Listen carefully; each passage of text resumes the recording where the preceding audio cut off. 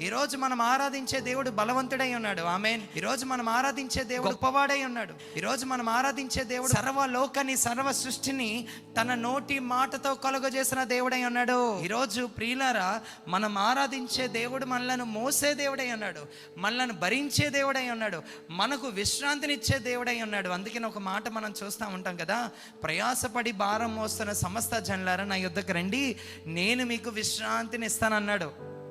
ఆమేన్. ఆయన విశ్రాంతిని కలుగజేస్తాడు. ఈ లోకంలో ఎక్కడ నెమ్మది లేదు, ఎక్కడ సంతోషం లేదు, ఎక్కడ సమాధానం లేదు, ఎక్కడ కూడా ఆనందం లేదు. చాలామంది చనిపోతూ ఉన్నారు. వారి దగ్గర బోల్డ్ డబ్బు ఉంది, ఆస్తిపాస్తులు ఉన్నాయి, అన్నీ ఉన్నాయి, పేరుంది, ప్రఖ్యాతులు ఉన్నాయి, బాడీ గార్డ్స్ ఉన్నారు, పనివారు ఉన్నారు, అందరూ ఉన్నారు. కానీ వారి జీవితంలో ఏం లేదు తెలుసా?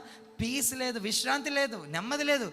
పడుకోవడానికి చాలామంది మత్తు పదార్థాలు తీసుకుంటా ఉన్నారు. ఎన్ని టెన్షన్స్ ఉన్నవాడైనా, ఎన్ని అనారోగ్యాలతో ఉన్నవాడైనా, ఎంత బెంగ, దిగులు, ఆందోళన ఉన్నవాడైనా, ఎన్ని అప్పుల సమస్య ఉన్నవాడైనా యేసయ్య దగ్గరకు వచ్చేస్తే ఆ వ్యక్తి ధైర్యంగా నెమ్మదితో ఉంటాడు. ఆమేన్.